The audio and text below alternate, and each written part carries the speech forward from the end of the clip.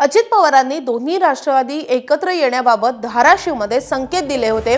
शरद पवारांच्या राष्ट्रवादीच्या प्रमुख कार्यकर्त्यांसोबत चर्चा करा, त्यांना आपल्याला सोबत घ्यायचंय, अजित पवारांनी सूचना दिल्याचा दावा राष्ट्रवादीचे नेते सुरेश बिराजदार यांनी केलाय। धाराशिवमध्ये सुरेश बिराजदार यांची अजित पवारांचे विश्वासू अशी ओळख आहे। धाराशिवमध्ये जिल्हा परिषद निवडणुकीमध्ये दोन्ही राष्ट्रवादींची अघोषित आघाडी आहे। जिल्हा परिषदेच्या 55 जागांवर समोरासमोर एकही उमेदवार उभा करण्यात आलेला नाहीये।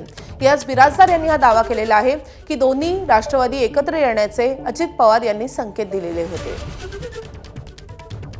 विलीनीकरणाच्या संदर्भात मी काही बोलू शकत नाहीये, परंतु या निवडणुकीच्या पार्श्वभूमीवर अजितदादा मला स्वतः फोन करून बोललेले होते की सुरेश, आपल्याला साहेबांच्या पक्षाच्या प्रमुख कार्यकर्त्याशी तुम्ही चर्चा करा, जिल्ह्यातील कार्यकर्त्याशी चर्चा करा आणि त्यांना आपल्याला सोबत घ्यायचं आहे। साहेबांचा पक्षाच्या कार्यकर्त्याशी मिळवून घेऊन हे निवडणूक लढवण्याची ही होती, हे मी स्वतःच अनुभवलेला।